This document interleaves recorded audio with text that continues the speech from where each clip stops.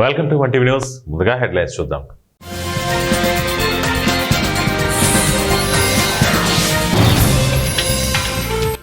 మహిళా శక్తికి ఎన్ని కోట్లైనా ఖర్చు చేస్తాం. తెలంగాణ ఉప ముఖ్యమంత్రి బట్టి విక్రమార్క.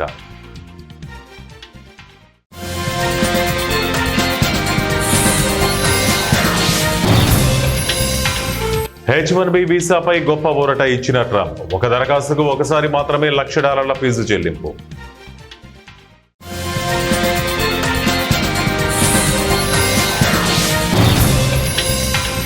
కుక్కను తప్పించబోయి డివైడర్ను ఢీకొట్టిన కారు. ఒకే కుటుంబంలో 3 మృతి.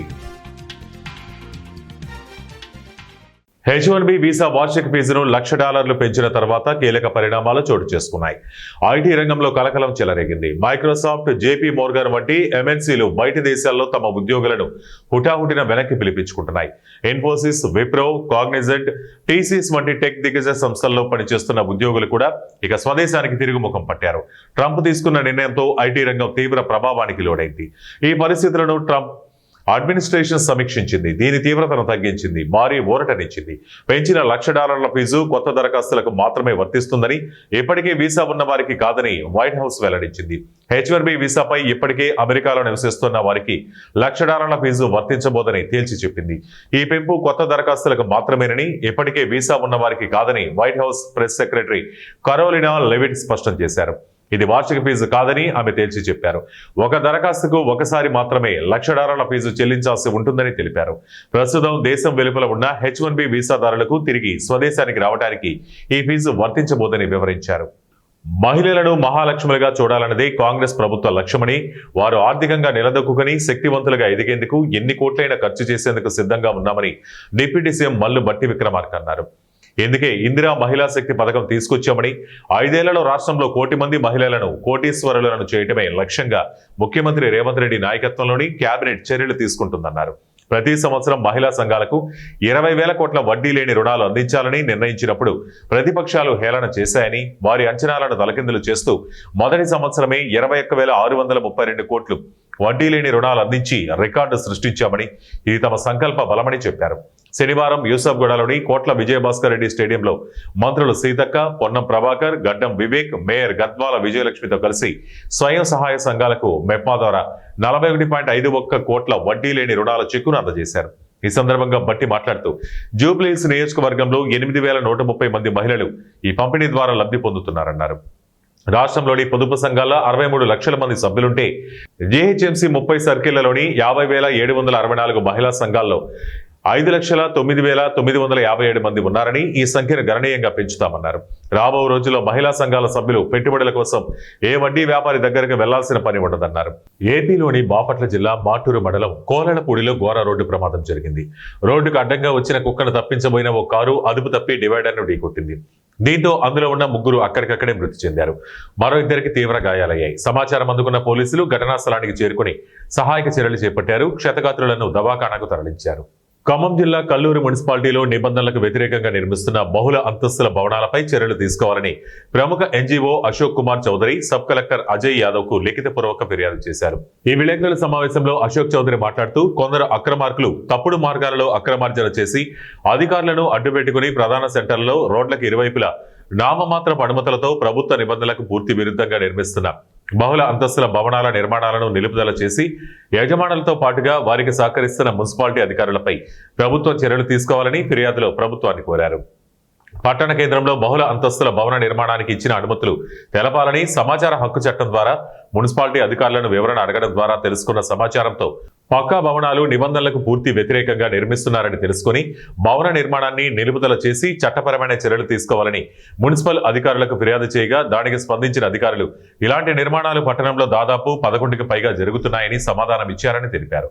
సాక్షాత్తు మున్సిపల్ అధికారులకు తెలిసే ఇన్ని అక్రమ నిర్మాణాలు నిర్భయంగా నిరాటంకంగా రాత్రి పగలు తేడా లేకుండా పనులు జరుగుతున్నాయంటే మున్సిపల్ అధికారుల అండదండలు అక్రమ నిర్మాణదారులకు ఎంతగా ఉన్నాయో ఇట్టే అర్థమవుతుందని ఆశ్చర్యం వ్యక్తం చేశారు. మున్సిపల్ కమిషనర్ ఇన్ఛార్జిగా ఉండి మొక్కుబడిగా కల్లూరు వచ్చి పోవటం వలన ఆయన కింద స్థాయి అధికారులు మున్సిపాలిటీపై పూర్తి స్థాయి అజమాయిషీ చేస్తూ అందిన కాడికి దోచుకుంటున్నారని ఆరోపించారు. 1+1కి మేము అనుమతి ఇచ్చామని చెప్పే ఈ అధికారులు భవనాల బహుళ అంతస్తులకు మాత్రం పూర్తిస్థాయి ఇంటి పన్నులు కట్టించుకుంటున్నారని అన్నారు. ఈ బహుళ అంతస్తుల భవనాలలో అగ్ని ప్రమాదం గాని మరి ఇతర ప్రమాదాలు జరిగిన నివాసం ఉంటున్న వారిని కనీసం కాపాడే వీలు లేకుండా నిర్మాణాలు చేపడుతున్నారన్నారు. ప్రమాదాలు జరిగి ప్రాణ నష్టం జరిగితే ముడుపులు తీసుకునే అధికారులు జవాబుదారులుగా ఉంటారా అని ఆయన ప్రశ్నించారు. అనుమతులు లేకుండా ప్రభుత్వ నిబంధనలకు విరుద్ధంగా నిర్మిస్తున్న బహుళ అంతస్తుల భవనాలపై పూర్తి విచారణ జరిపి అందుకు సహకరిస్తున్న అధికారులపై, భవన నిర్మాణాల యజమానులపై చట్టపరమైన చర్యలు తీసుకోవాలని సబ్ కలెక్టర్ అజయ్ యాదవ్ కు ఆయన ఫిర్యాదు చేశారు.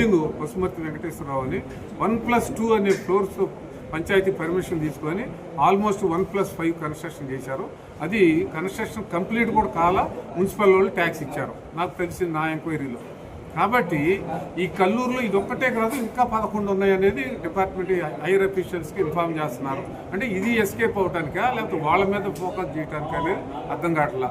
ఏమంటున్నారు, నేను 1 year అయింది, పోయిన ఆయనే చేశాడు ఇవన్నీ ఈయన చెప్తున్నాడు. ఆ 1 year అయిన ఆయన ఎక్కడ ఉన్నాడో నాకు తెలియదు. నేను కలెక్టర్ గారి నోటీస్కి తీసుకెళ్ళాను, కమిషనర్ గారి నోటీస్కి తీసుకెళ్ళాను. కమిషనర్ గారు ఒక 3 రోజుల నుంచి అసలు నా ఫోనే అటెండ్ అవ్వట్లేదు, ఎత్తట్లేదు. వాళ్ళకు ట్రూ కాలర్ ఉంది, దాంట్లో చూస్తున్నారు, ఎత్తట్లేదు. నిన్న మున్సిపల్ ఆఫీస్కి వచ్చారు. వస్తే నరసింహరావు గారు అన్నాయన, నాగేశ్వరరావు గారు అన్నాయన కాగితాలన్నీ సర్దుకొని కమిషనర్ దగ్గరికి వెళ్తున్నా అని మదిరెళ్ళిపోయారు. ఇది ప్రభాకర్ రావు గారని మాకు దూర బంధువు ఉన్నారు ఒక ఆయనకు కూడా ఇన్ఫామ్ చేశారు. ఎట్ట ఉందనంటే మీరు అక్కడే కూర్చోండి, మేము ఇన్ఫామ్ చేస్తాం, ఏమేమి పేపర్లు కావాలంటే. కలెక్టర్ గారి దానికి ఏం రిప్లై ఇచ్చారని అడిగాను. నేను కాపీ కావాలని అడిగాను, అది ఇవ్వాల. ఏది కూడా ఇన్ఫర్మేషన్ నాకు ఇవ్వట్లేదు నేను వెళ్తే. కాబట్టి అందుకనే ఈ ప్రెస్ మీట్ కండక్ట్ చేయాల్సి వచ్చింది. ఈ ధనికులకే ఈ మున్సిపాలిటీ ఉపయోగపడుతుందేమో కల్లూరులో అనేది నా అభిప్రాయం. అదే పేదవాళ్ళు ఎవరన్నా బీసీలు కానీ ఎస్సీలు కానీ ఒక ఫ్లోర్ వేసుకొని దాని మీద ఏదైనా రేకుల షెడ్ వేద్దామంటే దాన్ని బీకేస్తారు. ఈ ఆర్ట్4 సెంటర్లో 6 అంతస్తులు బిల్డింగ్ కడితే ఏం చేస్తున్నారు? నేను కంప్లైంట్ ఇచ్చి నాకు ఇచ్చినటువంటి 7/4/2025 ఇస్తే వాడు అతను పని చేసుకుంటూనే ఉన్నాడు, గ్రీన్ మ్యాట్ పెట్టాడు, పగల రాత్రి పని జరుగుతూ ఉంది. మరి మున్సిపల్ వాళ్ళు నేను కంప్లైంట్ ఇచ్చినా కూడా పని ఎందుకు ఆఫ్ చేయాలనేది నాకు తెలియదు. ఎన్ని లక్షల చేతులు మారినాయో తెలియదు. కాబట్టి దీని మీద స్ట్రింజెంట్ యాక్షన్ తీసుకోవాలని కలెక్టర్ గారికి రాసి ఇన్ రైటింగ్లో కలెక్టర్ గారి టేబుల్ మీద రాసి కలెక్టర్ గారికి ఇచ్చా. పాప ఆయన మంచి యాక్షన్ తీసుకున్నాడు. ఇమీడియట్లీ పిలిస్తే ఎవరు లేరు, కమిషనర్ లేడు, డిపిఓ లేడు, ఎవరు లేరు. దాని మీద రాశాడు వితిన్ 1 weekలో ఫ్యాక్చువల్ రిపోర్టు టేబుల్ మీద ఉండాలని. ఆయన మాకు ఇప్పుడే అందింది, మీకు 2 రోజులు పడుతుంది అన్నారు. కాబట్టి ఈ కంప్లైంట్ కాపీ మీకు ఇచ్చాను కాబట్టి మీరు మున్సిపల్ ఆఫీస్కి వెళ్ళి ఎంక్రమ కట్టడాల మీద నేను ఇచ్చినటువంటి పిటిషన్ మీద ఇమీడియట్లీగా స్పందించి దీని మీద ఎటువంటి ప్రభుత్వానికి సంబంధించినటువంటి రూల్స్ ఉన్నాయో ఆ రూల్స్ ఫాలో అవ్వాలన్నదే నా కాన్సెప్ట్. ప్రకాశం జిల్లా గిద్దలూరు పోలీసులు శనివారం ఒక ఘరానా దొంగను అదుపులోకి తీసుకున్నారు. శ్రీనివాసరెడ్డి అనే వ్యక్తి ప్రభుత్వ ఉద్యోగిగా నమ్మించి పావని జ్యువెలరీ షాపులో కొంత బంగారాన్ని దొంగిలించాడు. గుమస్తాను కత్తితో బెదిరించి షాపులో బంగారు ఆభరణాలు తీసుకుని పరారయ్యాడు. నెల్లూరు, కడప, ప్రకాశం జిల్లాల్లో కూడా ఇతను దొంగతనాలకు పాల్పడినట్లు తెలుస్తోంది. నిందితుడి వద్ద నుండి 66 గ్రాముల బంగారు ఆభరణాలు స్వాధీనం చేసుకున్నామని గిద్దలూరు సీఏ సురేష్ తెలిపిన వివరాల ప్రకారం నిందితుడిని అదుపులోకి తీసుకుని కోర్టులో హాజరుపరిచారని తెలిపారు. మేము పోలీస్ డిపార్ట్మెంట్ నుంచి ఫోన్ చేస్తున్నాము, మీరు 5 లక్షలు ఇవ్వండి, 10 లక్షలు ఇవ్వండి అని మోసం చేస్తే పాపం వాళ్ళు తెలియక డబ్బుల్ని బ్యాంకులో డిపాజిట్ చేయడం జరుగుతుంది. ఎవరైతే రిటైర్డ్ ఎంప్లాయీస్ అలాగే డాక్టర్లను బేస్ చేసుకొని ఈ సైబర్ క్రైమ్ నడుస్తూ ఉంది. అలాగే ఇంకో కొత్త స్కామ్ కూడా వచ్చింది. షేర్లు, మీరు మా కాడ షేర్లు పెట్టండి, ఈ షేర్లు పెడితే మీకు మంచి లాభాలు వస్తాయని చెప్తున్నారు. ఈరోజు ఒక 100 రూపాయలు ఇస్తే వాళ్ళు రేపు ఆ 100 రూపాయలకి 200 రూపాయలు ఇస్తున్నారు. అలాగే మనం అమౌంట్ పెంచుకుంటూ పోతూ ఉంటే ఒక 15 రోజులకల్లా వాళ్ళు మన కాడ లక్షల్లో డబ్బులు సేకరించేసి మనం మోసం చేయడం జరుగుతుంది. దయచేసి ఈ మోసాలను గమనించి జాగ్రత్త పడాలని కోరుకుంటున్నాము. అలాంటి సమాచారం మీ దగ్గర ఏమైనా ఉంటే మాకు తెలియజేస్తే వాళ్ళ మీద ఖచ్చితంగా కూడా మేము తగు చర్యలు, చట్టమైన చర్యలు తీసుకుంటున్నామని కోరుకుంటున్నాము. దయచేసి ఎవరు ఈ ప్రజలు ఇలాంటి మత్తులో పడి మోసపోకూడదని నేను కోరుకుంటున్నాను. Thank you.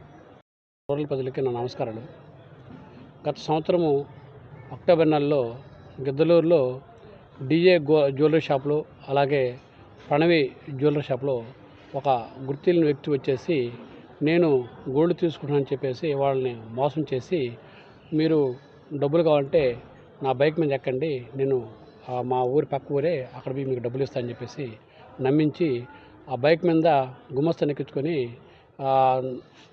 దూరం పోయిన తర్వాత అతను దింపేసి అతను భయపెట్టి అతని దగ్గర ఉన్న జ్యువెలరీ తీసుకొని వెళ్ళిపోవడం జరిగింది. దాని మీద మేము గిద్దరు పోలీస్ స్టేషన్లో కేసు నమోదు చేశాము. మన ఎస్పీ గారు అరకొర సౌకర్యాలు, వైద్య పరికరాల కొరతతో ఇబ్బంది పడుతున్న ఏలూరు ప్రభుత్వ సర్వజన ఆసుపత్రికి కొంత స్వాంతన చేకూరనుంది. ఎంపీ పుట్టా మహేష్ కుమార్ చొరవతో కోటి విలువైన వైద్య పరికరాలు సమకూరాయి. కార్పొరేట్ సోషల్ రెస్పాన్సిబిలిటీ కింద గెయిల్ ఇండియా ద్వారా ₹1 కోటి విలువైన వైద్య పరికరాలు అందాయి.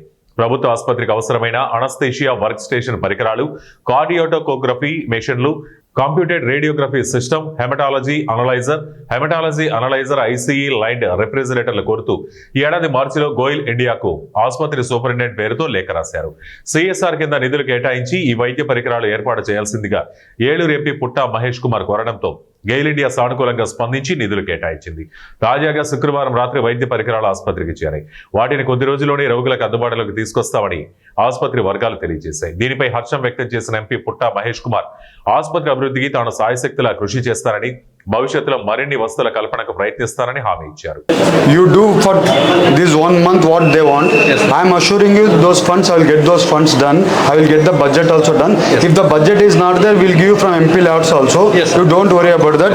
You get them done whatever they want to be done. Hospital should be given main priority.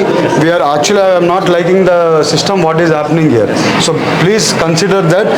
Even the ACs also they want to recommend you is very difficult for them.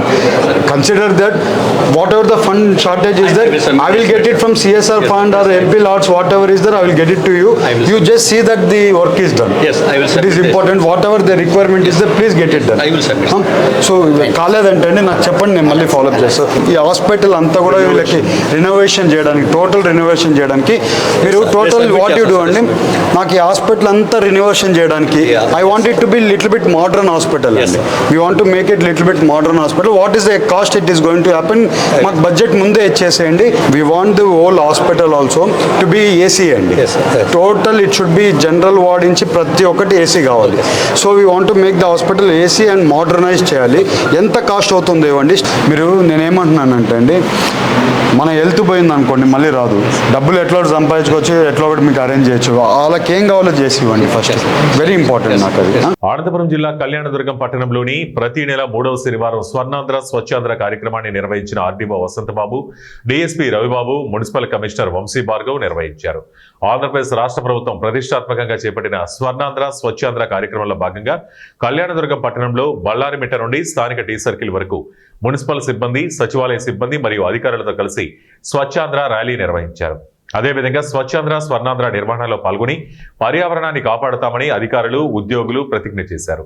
ఈ సందర్భంగా commissioner Vamsi Bhargav మాట్లాడుతూ చెట్లను నాటి పర్యావరణాన్ని కాపాడుకుందాం, అదేవిధంగా పరిసరాలు పరిశుభ్రంగా ఉంచుకోవాలని, పట్టణంలో ప్లాస్టిక్ వాడకం నిషేధించామని, ఈ నెల నుంచి ప్లాస్టిక్ బాటిల్ వాడకం కూడా నిషేధిస్తున్నామని తెలిపారు. క్లీన్ ఆంధ్రప్రదేశ్ కోసం ప్రతి ఒక్కరూ సహకరించి పర్యావరణాన్ని కాపాడుకోవాలని తెలిపారు. మహాత్మా గాంధీ కేవలం భారతదేశ స్వాతంత్రంనే కాకుండా స్వచ్ఛత మరియు అభివృద్ధి గురించి ఆకాంక్షించారు. మహాత్మా గాంధీ భారత మాతకు స్వాతంత్రం కల్పించారు. ఇప్పుడు దేశాన్ని పరిశుభ్రంగా ఉంచడం ద్వారా భారత మాతకు పరిశుభ్రతకు కట్టుబడి ఉంటానని 3వ శనివారము స్వచ్ఛాంధ్ర ఈరోజు మనము గ్రీన్ ఆంధ్రప్రదేశ్ అందులో భాగంగా మనము గతంలో కూడా చెట్లకు అధిక ప్రాధాన్యత ఇచ్చాము. ఇప్పుడు కూడా మనము ఈ నెల స్వచ్ఛాంధ్ర స్వచ్ఛ భారత్తో భాగంగా గ్రీన్ ఆంధ్రప్రదేశ్ ఇందులో భాగంగా మనము చెట్లను పెంపొందించుకోవాలా, అలాగే సింగిల్ యూజ్ ప్లాస్టిక్ కూడా మనము నియంత్రించుకోవాలా.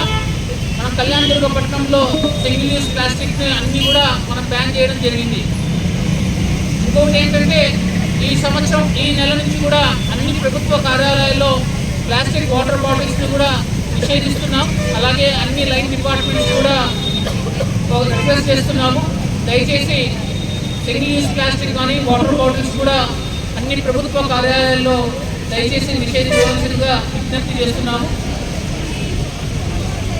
గౌరవ ఆర్డీఓ సార్ వారికి, అలాగే గౌరవ డిఎస్పీ సార్ వారికి మిగిలిన అందరికీ కూడా వైఎస్ఆర్ కాంగ్రెస్ పార్టీ ఎస్సీ విభాగం కార్యవర్గ సమావేశంలో కడప వైఎస్ఆర్సీపీ జిల్లా అధ్యక్షులు పి రవీంద్రనాథ్ రెడ్డి ముఖ్య అతిథిగా, రాష్ట్ర ఎస్సీ విభాగం అధ్యక్షులు సుధాకర్ బాబు, ఎమ్మెల్యే డాక్టర్ సుధా, రాష్ట్ర విద్యార్థి విభాగం ప్రధాన కార్యదర్శి దేవసాని ఆదిత్యారెడ్డి, మాజీ డిప్యూటీ సీఎం అమ్జద్ బాషా, కడప జిల్లా ఎస్సీ విభాగం అధ్యక్షుడు సింగమాల వెంకటేశ్వరరావు సమావేశంలో రాష్ట్ర విద్యార్థి విభాగం ప్రధాన కార్యదర్శి దేవసాని ఆదిత్యారెడ్డి మాట్లాడుతూ మాజీ ముఖ్యమంత్రి వైఎస్ జగన్మోహన్ రెడ్డి దళితుల పక్షాన ఎల్లప్పుడూ నిలబడ్డారు. ఆయన పాలనలో దళితుల అభ్యున్నతికి అనేక సంక్షేమ పథకాలు అమలయ్యాయి. గృహాలు, పింఛన్లు, విద్యార్థులకు స్కాలర్షిప్లు, జగనన్న విద్యా దీవెన, వసతి దీవెన వంటి పథకాల ద్వారా పేద దళిత కుటుంబాలను ఆర్థికంగా ఆదుకున్నారు. ఉద్యోగాల 50% రిజర్వేషన్ కల్పించి వాలంటీర్ స్థాయి నుండి హోంమంత్రి స్థాయి వరకు ఎస్సీ, ఎస్టీ, మైనార్టీ వర్గాలకు ప్రాధాన్యత ఇచ్చిన ఘనత జగన్మోహన్ రెడ్డిదే అన్నారు. ఒక దళితుడైన బాబురావును రాజ్యసభకు పంపిన గౌరవం, 200 అడుగుల అంబేద్కర్ విగ్రహాన్ని నిర్మించి దళిత సమాజానికి గౌరవం తీసుకొచ్చిన ఘనత కూడా ఆయనదే. డీబీటీ విధానం ద్వారా ఒక్క ఎస్సీ వర్గానికి 9,154 కోట్ల రూపాయల ఆర్థిక సహాయం అందించిన ఘనత ఆయనదే అన్నారు. ఆయన దళితుల పట్ల చూపిన అంకిత భావానికి ఉదాహరణ జగనన్న కాలనీల ద్వారా సమానత్వాన్ని పెంపొందించి ప్రతి పేద కుటుంబానికి తలదించుకునే ఇల్లు అందించారన్నారు.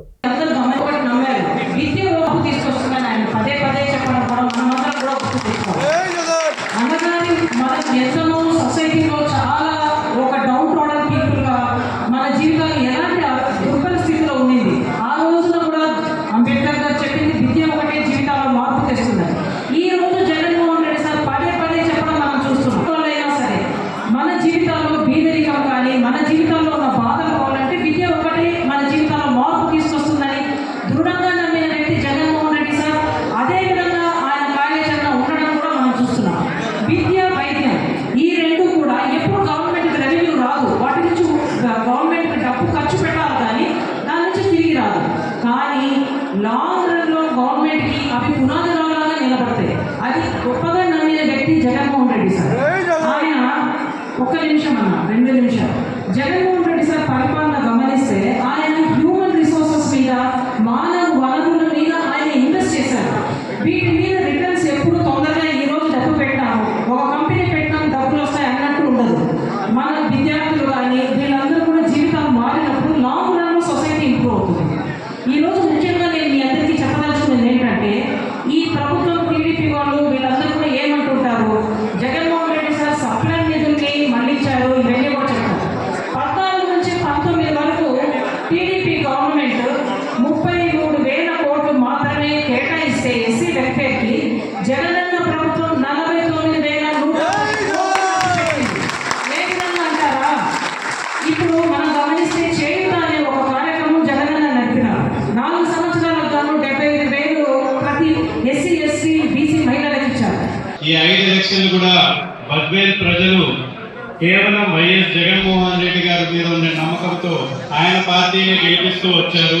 దాదాపు ఈ 5 ఏళ్లలో మా నాన్నగారు ఎమ్మెల్సీ గోవింద్ రెడ్డి గారు ఈ జగన్మోహన్ రెడ్డి గారి ఆదేశాల మేరకు అక్కడ ఉన్నా కానీ బద్వేల్ ప్రజలు కేవలం వైఎస్ఆర్ కుటుంబాన్ని మాత్రమే నమ్ముకొని ఉన్నారు.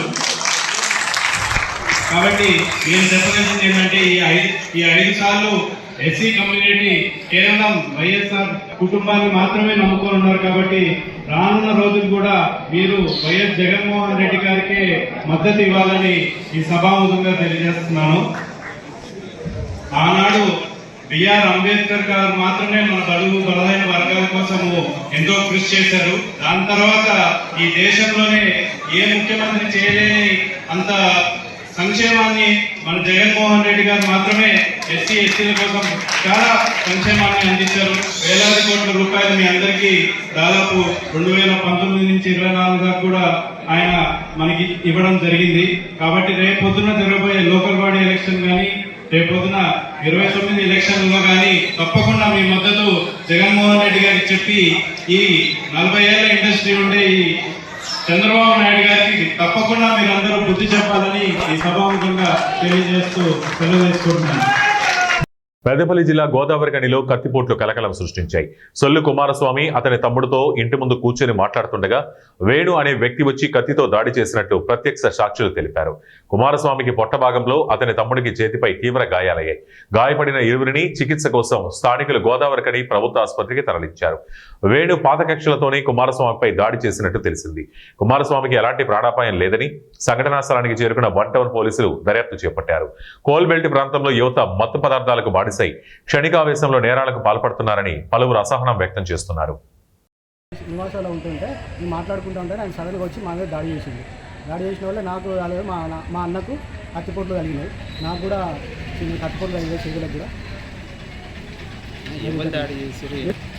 వేణు గారు నా కత్తిపోటు నాకు దాడి చేయడం జరిగింది. కొంచెం అయితే ప్రాణాలు పోయే పరిస్థితి అది జరిగింది. ఖమ్మం జిల్లా కొణిజర్ల మండలం తనికెళ్ల గ్రామం సమీపంలో గుట్టల నుండి అక్రమంగా మట్టిని తరలిస్తున్న 5 లారీలను మైనింగ్ అధికారులు పట్టుకున్నారు. కొణిజర్ల మండలం కేంద్రంలోని అధికార పార్టీ నాయకుడి అండదండలతో ప్రభుత్వ అనుమతులు లేకుండా ఇందిరమ్మ ఇళ్ల పేరుతో జేసీబీలు పెట్టి గత కొన్ని రోజులుగా వందలాది ట్రాక్టర్లు టిప్పర్లతో అక్రమ మట్టి తోలకాలు చేపట్టారు. ఇందిరమ్మ ఇళ్ల నిర్మాణానికి మట్టి తోలుతున్నామంటూ ప్రైవేటు ప్లాట్లకు తోలుతూ లక్షలాది రూపాయలు అధికార పార్టీ నాయకులు జోబులు నింపుకుంటున్నారు. దీంతో అక్రమ మట్టి తోలకాలతో వందల సంవత్సరాల నాటి గుట్టలు కనుమరుగవుతున్నాయని స్థానికులు మైనింగ్ అధికారులకు ఫిర్యాదు చేశారు.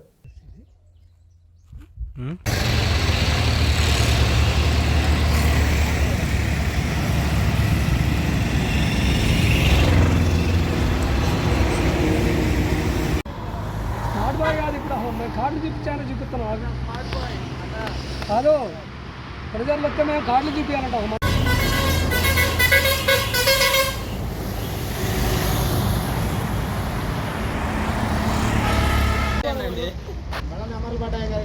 పేర్లు పడవాడు ఎదురా తీసినా సైడ్ పేరు తీస్తే ఇబ్బందిగా.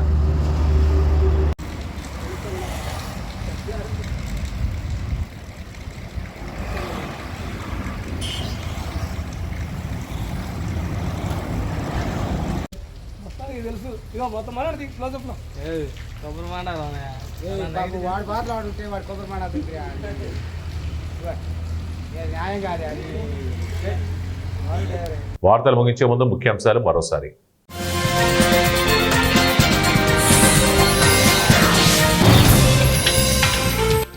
మహిళా శక్తికి ఎన్ని కోట్లైనా ఖర్చు చేస్తాం తెలంగాణ ఉప ముఖ్యమంత్రి బట్టి విక్రమార్క.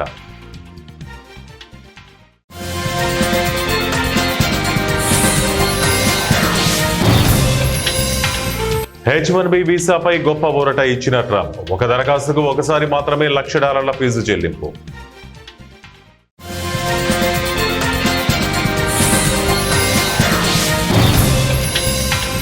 కుక్కను తప్పించబోయి డివైడర్ను ఢీకొట్టిన కారు. ఒకే కుటుంబంలో 3 మృతి. ఇవే ఇప్పటివరకు ఉన్న బులెటిన్ అప్డేట్స్. మరిన్ని అప్డేట్స్ కోసం చూస్తూనే ఉండండి 1 టీవీ న్యూస్.